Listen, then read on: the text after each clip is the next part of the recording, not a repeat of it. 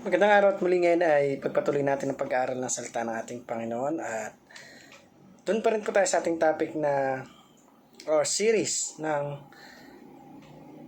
The Redeemer God. And ang topic natin ngayon ay magmumula pa rin sa yung continuation natin ng ating pag-aaral noong nakaraang araw. So, matatagpuan ito sa aklat ng Matthew 12 verse 29 at sabi dito, hindi mapapasok ang bahay ng isang taong malakas kung hindi mo na siya gagapusin. Kung nakagapos na siya, saka pa lamang maluluuban ang bahay niya. So, napakaganda ng topic natin ito at ito nga ay pinamagatan natin na How did Jesus plunder Satan? So, sa pagpapatuloy na ating pag-aaral ng salita ng ating Panginoon, tunay nga na alamin natin kung ano ba talaga yung kakayahan ng Diyos. Ng ating Panginoong Jesus, ang kalamangan niya kay Satan. So, sabi dun sa una, Satan is a strong man who has possessions inside his house. So, even Satan have their own house. Ibig sabihin, may sarili siyang pamunuan. May sarili siyang pinaghaharian. At tunay nga na kinumpara sa isang malakas na tao. And yung possession niya is inside doon sa kanyang tahanan. Ibig sabihin, siya yung nangunguna doon sa kanyang tahanan o sa lugar na kung saan ay naroon siya. Siya yung bida.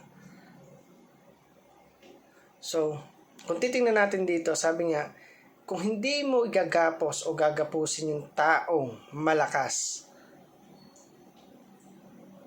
hindi mo siya kayang looban sapagkat, syempre, ang tendency niyan is manlalaban siya. So, like Satan, he is a strong man who has possession inside his house.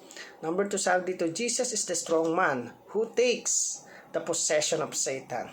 So, ito naman yung matindi. Si Jesus is a stronger man who takes the possession of Satan. Ibig sabihin, kahit gaano pa kalakas, kagaling si Satan, pero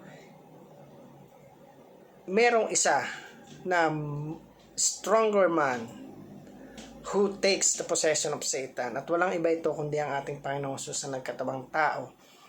At siya yung tumos ng buhay ng bawat isa sa atin. So, kung titingnan natin dito, ano ba yung laban ni Satan sa ating Panginoon? Wala siyang laban.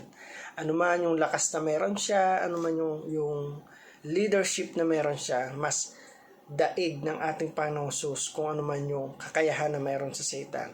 Marahil masasabi natin na minsan inaalaw tayo na subukin ni Satan.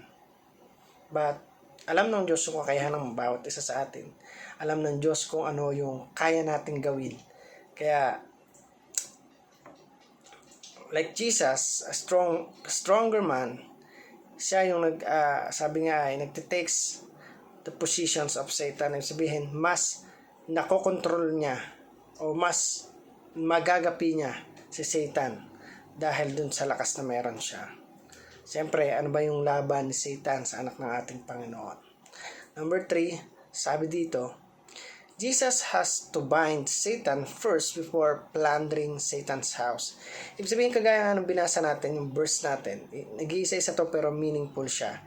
Hindi mapapasok ang bahay ng isang taong malakas kung hindi muna siya gagapusin. Ibig sabihin, kagaya ng ginawa ng ating Panginoon before plundering Satan's house, binind niya muna si Satan. Ibig sabihin, ginapos nang walang upang sa ganun ay mawalan siya ng laban. Parang sa isang laban, kunyari may isa kang tao na gusto mo ay, sabi nga ay makasigurado ng panalo, siyempre igagapos mo muna siya upang hindi siya makapanlaban. Sapagkat kung malakas siya, pwedeng ikaw yung matalo, ikaw yung mabigo dun sa laban na gagawin nyo.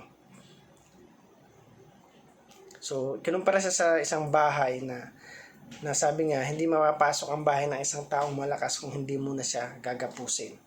Kung makagapos na siya, nakagapos, siya pa, saka pa lamang malulooban ang bahay niya. So, we need to bind Satan para hindi siya makapamhimasok sa buhay ng bawat isa sa atin. Para hindi niya tayo magalaw, hindi niya ma-break yung faith na meron tayo sa ating Panginoon. So, panghawakan natin, alalayan natin na wala tayong ibang paglilingkuran at wala iba tayong susundin kundi ang ating Panginoon. Diyos lamang na siyang lumikha at nagbigay buhay sa bawat isa sa atin. So, para naman po sa ating application, sabi dito, claim the victory of Jesus, the Son of David. So, i-claim natin talaga na kapag nasa Panginoon tayo, kapag hawak tayo ng ating Panginoon, walang sino man yung makakabuwag, walang sino man yung makakasira ng buhay ng bawat isa sa atin, even our faith with God. So, number 2, sabi dito, Satan is like Goliath, whom David defeated so that we can fight the winning battle. So, si Satan daw ay parang si David na kinumpara siya, yung pagkatalo niya sa ating Panginoong Jesus. Nung ginapi niya sa pamamagitan ni David si Goliath that time, ay ganoon din na ikinukumpara na si Satan daw is like Goliath na whom David defeated so that we can fight the winning battle. Ibig sabihin, dahil nga like Goliath natalo si Satan, so ganun din yung mangyayari sa kanya at sabi doon makukuha natin yung victory. Alam natin na talagang pagkatapos ng buhay, marami pang pagsubok, judgment, darating pa sa buhay ng bawat isa sa atin kung talaga bang naging tama yung sistema o naging tama yung pamumuhay natin dito sa mundo. So, we need to follow Jesus and also ask for forgiveness. Alam naman natin ang Panginoon talagang mapagpatawad yan. Pero dapat hindi natin inaabuso at itinatama natin yung mga bagay na kakamali natin. So, number 3, sabi dito, sabi dito, let us plunder the house of Satan, who is now bound for 1,000 years, meaning long period of time. So, let us plunder the house of Satan. Sabihin, gapusin na natin. Sabi nga ay, lamangan na natin. Galingan na natin na talagang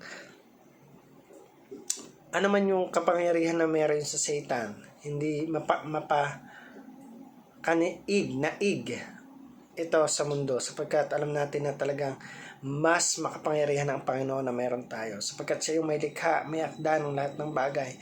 Kung si Satan may sarili siyang pamamahala o pinamumunuan lugar para sa kanya, pero mas the best yung pamumuno na meron ng ating Panginoon at yung lugar na meron siya na nakahanda para sa atin. So, we need to seek first the kingdom of God, then, and His righteousness. Sabi nga, at lahat ng bagay pagkakalob niya sa iyo. Let us plunder the house of Satan, who is now bound for 1,000 years, meaning long period of time. So, again, thank you for watching this video. I hope you learned something and God bless you.